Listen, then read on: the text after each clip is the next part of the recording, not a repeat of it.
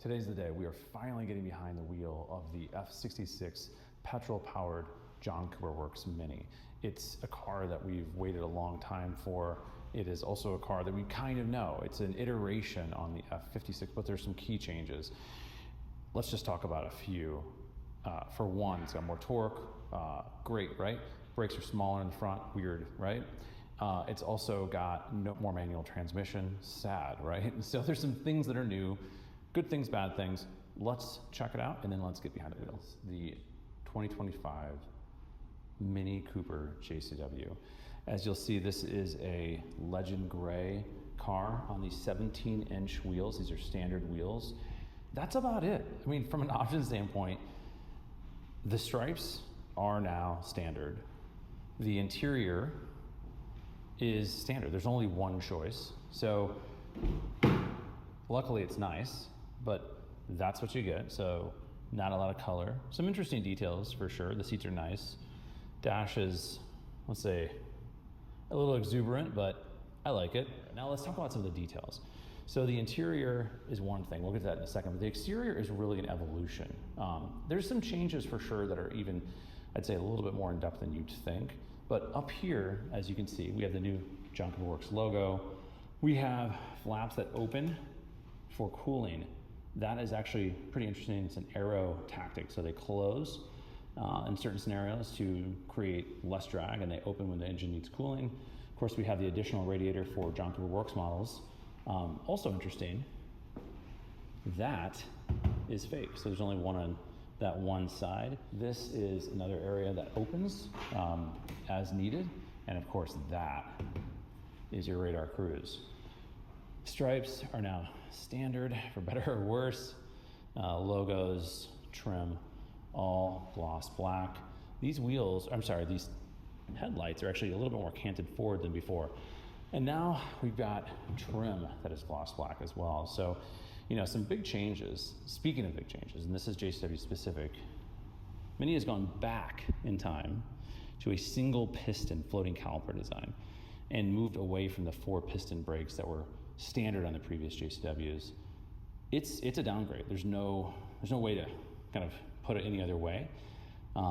Maybe it's lighter, theoretically, but it certainly has, I would say, less ability to withstand heat on the track.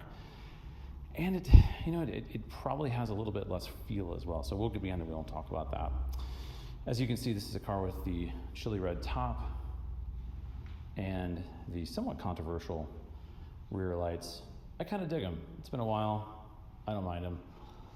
And the always controversial center exhaust. As we all know, this is not the only exhaust. In fact, if you look down further, you will see the hidden exhaust. And what's fascinating about this, looking even further, you'll notice that this exhaust and what you see with that centerpiece, that's actually on the John Cooper Works style cars. There's a blanking plate right there. So the exhaust actually appears to be identical to the JCW. Pretty interesting. And of course you have that extra outlet right there. You'll see a flap, which will be closed probably for some form of efficiency, I would imagine. From a CO2 perspective, maybe you don't burn both at the same time. We'll have to ask many engineers about that. So these wheels are 17s, they're the standard wheels, and you'll notice they're pretty flat, but they don't bow out like they did before, which is really, really nice. They have a slight cant inward, which is cool. Why is that? Well, MINI has created actually more space in the suspension and pushed out the wheels slightly, pushed them out via the suspension points as well. And so you actually have a wider track in this car than you did in the previous JCW and the previous F56, which should then give it more stability in corners, maybe a little sharper bite and turn in. Just overall, it's a positive thing from a performance standpoint. Again, we'll have to test that. And today is probably not the day for that because it is currently 8 degrees out, so grip will be limited. But nonetheless, let's get behind the wheel and check it out ourselves. Our first drive in the F66 MINI Cooper JCW. This is the, of course, the petrol powered JCW. It is now automatic only. I am in go-kart mode, and it is, by the way, what is the temperature? It says it's 18. I think it's actually way colder than that. So a couple things. I think for one, with the sound on, it sounds pretty good. When I say with the sound on, it's of course a sort of a synthesized sound that's based on the engine. It's not bad. In fact, I'd say it sounds fairly good. But when you turn it off, it's actually pretty quiet. You know, I think a lot of people just have the go-kart mode on sort of in perpetuity, and that's cool, but worth noting.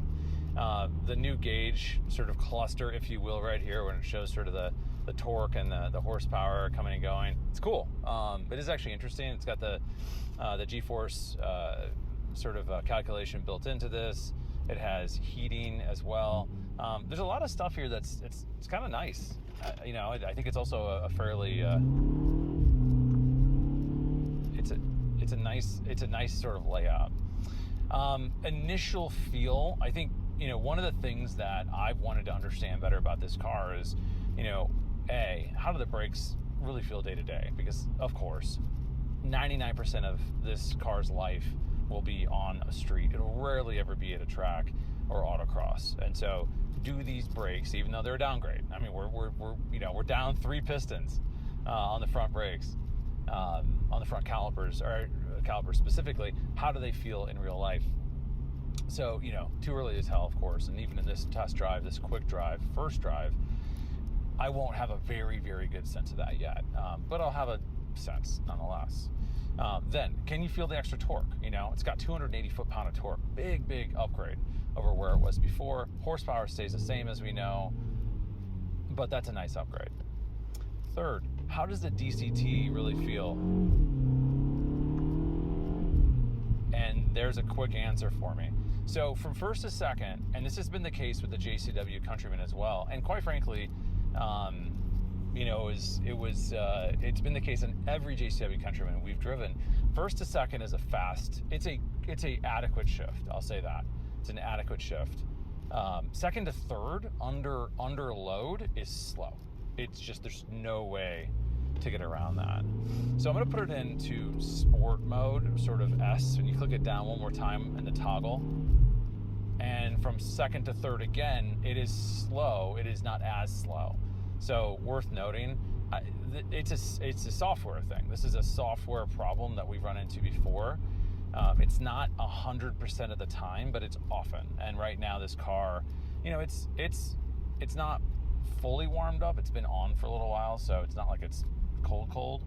And I still have this problem. So it's, again, worth noting from first, second. I mean, there's a 0.75 of a second delay on second to third. I mean, listen, Minnie, if you're listening to me, you get rid of my manual, you better bring a pretty impressive DCT to make me feel good.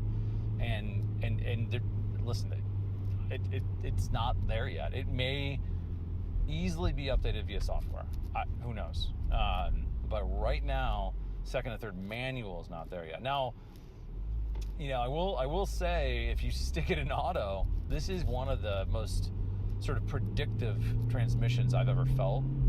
It really does almost read your mind and read sort of the surroundings in terms of where you'd want to shift.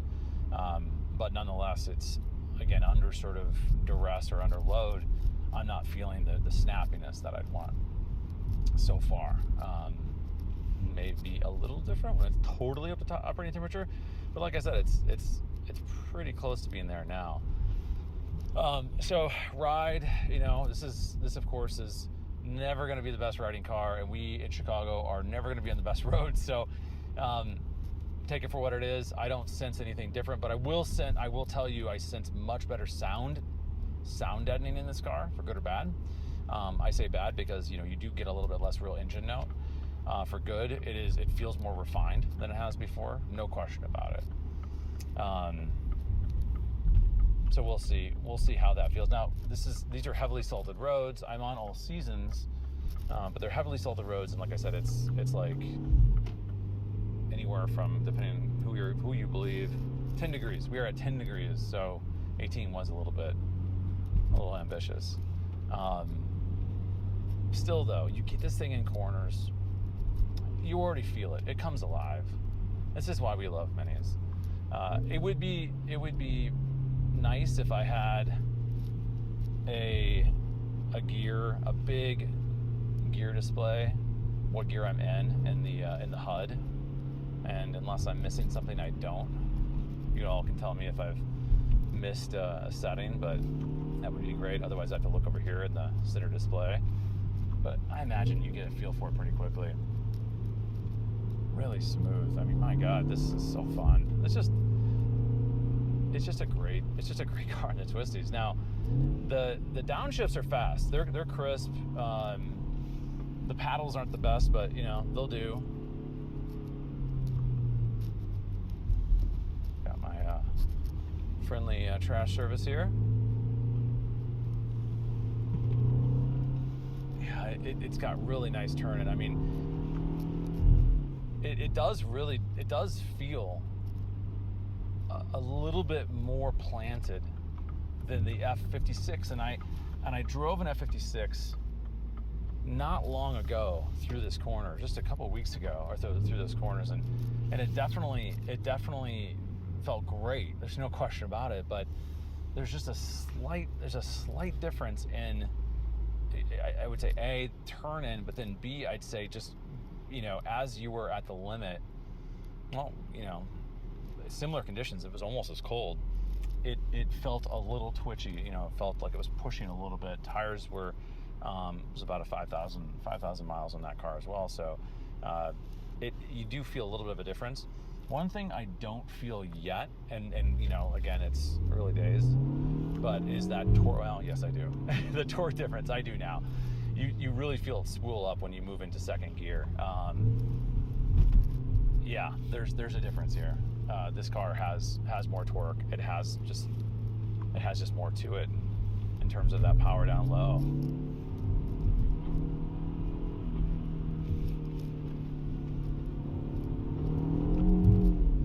Torque steer is here. It is definitely not as bad as you might think with 280 foot-pound, but it's definitely here. A couple other things from just an observation standpoint, and it's really difficult to give you a firm opinion on some of this right now. It would be wrong for me to give you any sort of definitive take on braking performance in this car. It doesn't feel as sure-footed as the John Cooper Works Clubman that I drove about 15 minutes ago. Of course, that has 6 piston front brakes, so you're gonna have a hard time getting to that level. But they feel good. They just don't feel like they have as much bite.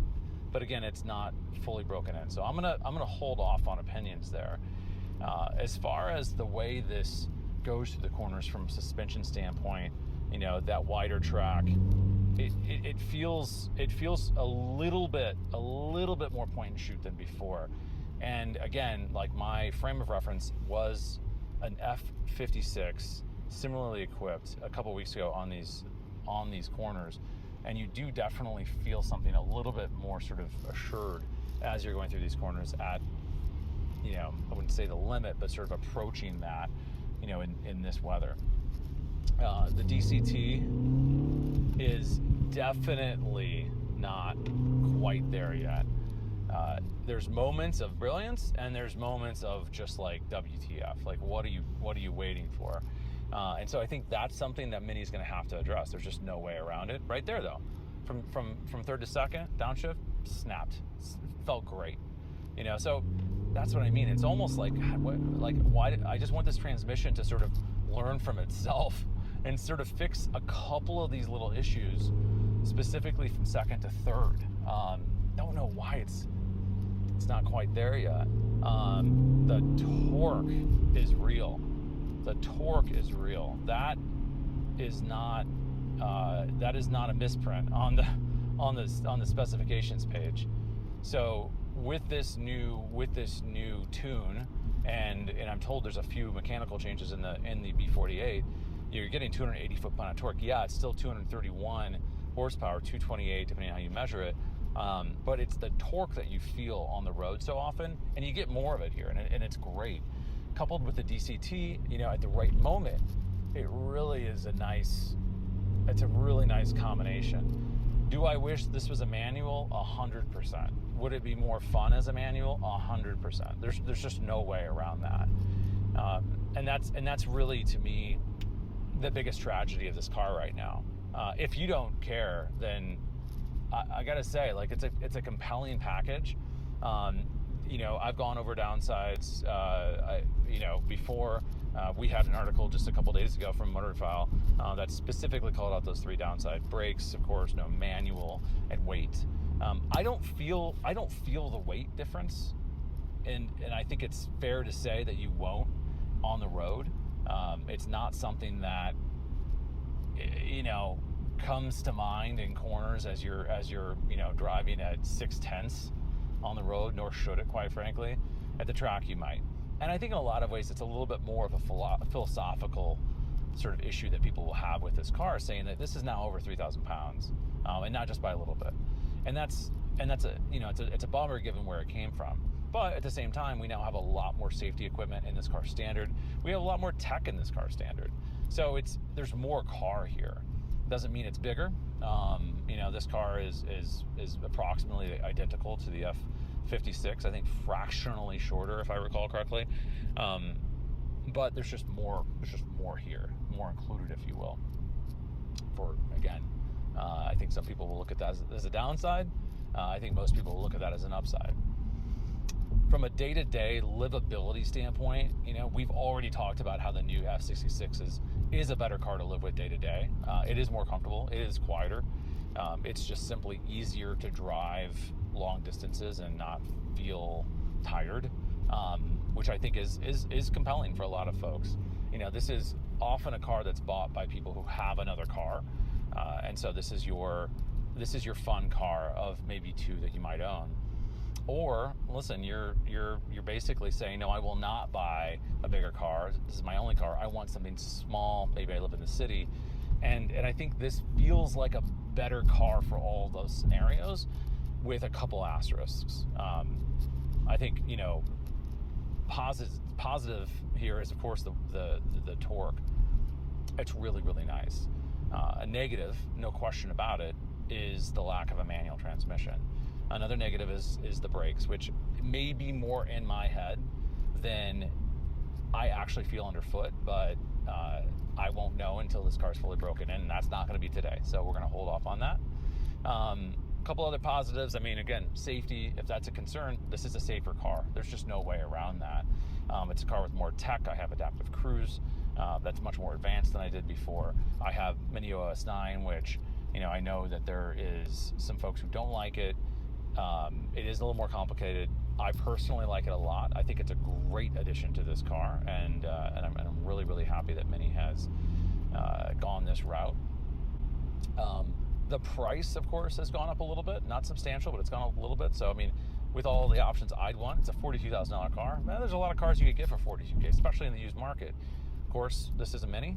You're always going to be paying a premium for this car over its competitive set. And it's also about fun. You know, is this car fun? And I think that's what, in my mind, it comes back to. In this early drive, I would have to say yes. And I think that you get a sense of a car that's more eager to turn in. It's more eager to be playful in those corners than we've seen in other scenarios. And with the F56 and sort of stock setup. Tires are wider along with the track, so you get a little bit more grip as well. And so you've got a car that does, you know, in a lot of ways, it does sort of like inch back towards what you want if you're a MINI enthusiast or if you're a JCW fan, with the exception, of course. So the manual transmission, and I mentioned it before, it's a tragedy. It's a tragedy it's not on this car. It would be fantastic with this car. It is fantastic with this car. We've driven it, of course, with the F56, which is so similar, and the brakes. So I'm not going to beat a dead horse on all of that. You know, you will have to decide what matters to you.